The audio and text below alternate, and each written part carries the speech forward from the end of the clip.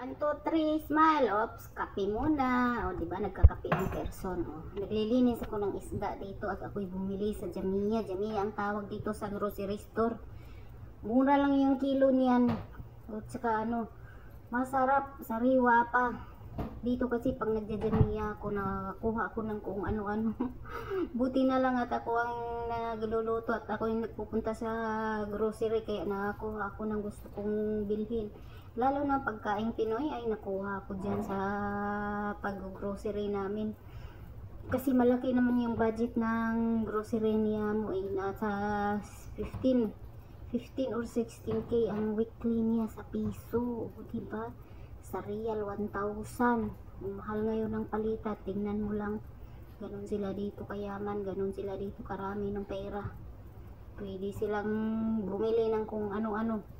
Kasi malalaki yung mga sahod nila. O malalaki din ang budget namin. Pero kuripot sila sa katulong.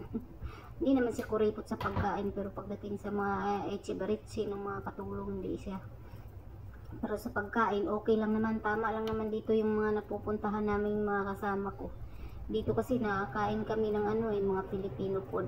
Kasi ako yung nagluluto. Yung sa ibang bahay, wala. Kasi budgeted.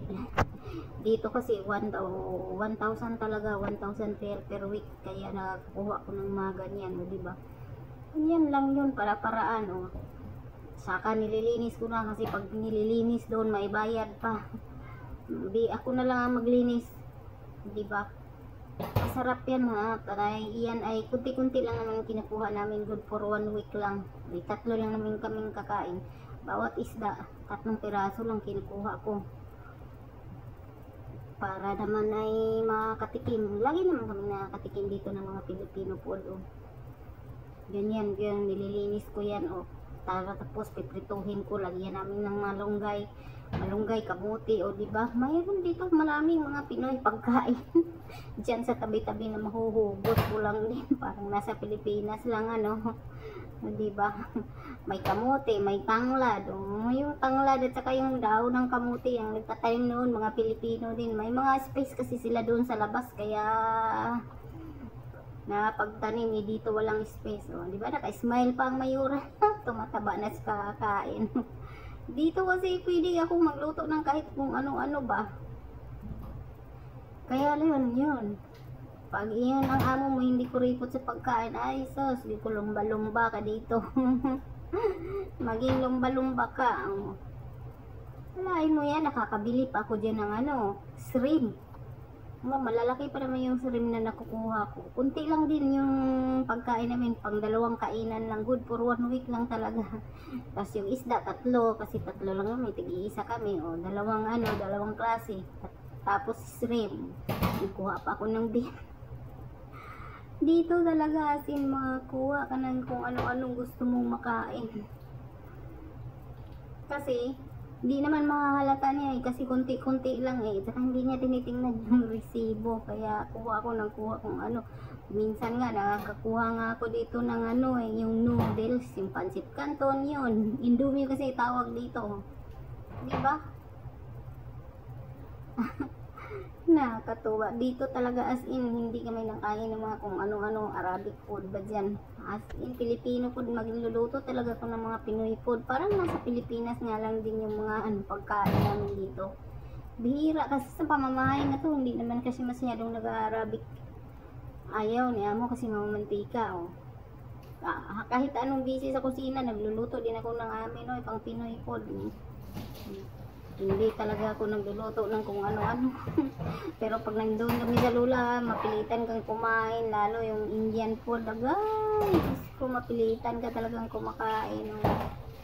Diba? Habang nagdadaldal dyan, kung anong ginagawa. Natapos na rin. Tapos ipaplastic yan, ipi-freezer. Diba? Kuha na lang ng kuha. Malinis na. Tsaka yung shrimp dyan, lilinisin ko rin yan. Bago ilagay sa rep para pag linis na lang, hugas na lang, hindi na siya malilinisan kasi kunin kasi yung kinain ng shrimp ang laki. Dito pa naman ang mga isda dito ay okay naman siya. Kailangan hugasan kasi yung dagat dito hindi nagro-rotate. Nagpundo lang, wala kasing ulan. Diyan lang yan. Nagtataka din ako kahit sobrang init ito. Hindi na, babawasan yung tubig dagat. Malaki siguro yung dagat. O, di ba, nagkape muna. O, gutom na gutom lang ko dyan. Galing dyan yun. Wala pang ano.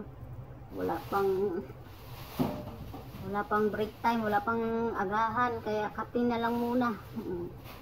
Habang naglilinis ka ng ano dyan. Naglilinis ka ng isda. O, di ba, malalaki yung shrimp ko. Uy, sobrang laki. Diyos ko, 22 real ang kilo niyan. Muro, half kilo lang kinuha ko. Di ba? Hati-hati na. Parang Pilipino lang din. Ganyan talaga pag mga Pilipino budgeted. Binabudget ko yan eh. Yan eh. Sinisiparit-siparit ko na para pag ano, luto, hugutan na lang. Ganyan ako dito. At saka ganyan din ako sa Pilipinas. Sinisiparit-siparit ko na. Dito maraming mga plastic bag ng niya. Kaya okay lang. Ang susunod na naman dyan linisan yung sire.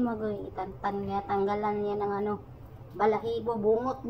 Ano ba yung ano niya, oy, mahabang. Tapos tinatanggalan ko rin ng ano niya, tinae. Yung parang daluyan ng ano, ganyan dito pag nagluluto ng siring, tinatanggalan ng ano.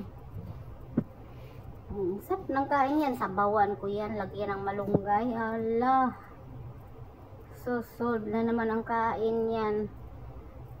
Yung malunggay, tinitipid-tipid ko kasi bihira kaming makakapunta doon sa kabila.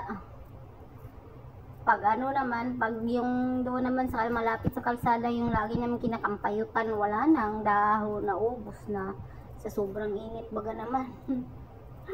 Maganda talaga dito pag may space, kahit kunting space lang. Kagaya dyan sa kapitbahay namin, yung Bangladesh. Nag-garden dyan sa labas, may gardening siya dyan sa labas. Kaya pwede ka magtanim-tanim. Dito kasi wala lahat na nakasiminto na. Kaya wala nang taniman. Saka ayaw ni Sir na. Nag-garden din naman ako dito sa labas. Kaso lang kunti lang patago ng patago. Kasi ayaw niya ng mga ano sila, malinis talaga sila sa ano sa labas. Ayaw nila yung mga sabit-sabit. Alam mo, Pilipino, sa ibang lahi, pareho lang. Gusto lang yung may tanim sa labas, sila ayaw. Gusto nila malinis talaga. Pag taglamig nito, marami na naman itong mga gulay. Tingnan mo pag taglamig. Kasi mag-uumpisa na naman yung farmer, mga farmer dito magtatanim. Sa pag taglamig, hindi ko alam pag taglamig, parang maraming isda. Mura ang kilo ng isda pag taglamig dito. Diba? Hati-hati ko na. Gawin ko yung butter shrimp at saka yung isa sa bawan niya next other day. Tatlo. Plastic ang nakuha ko.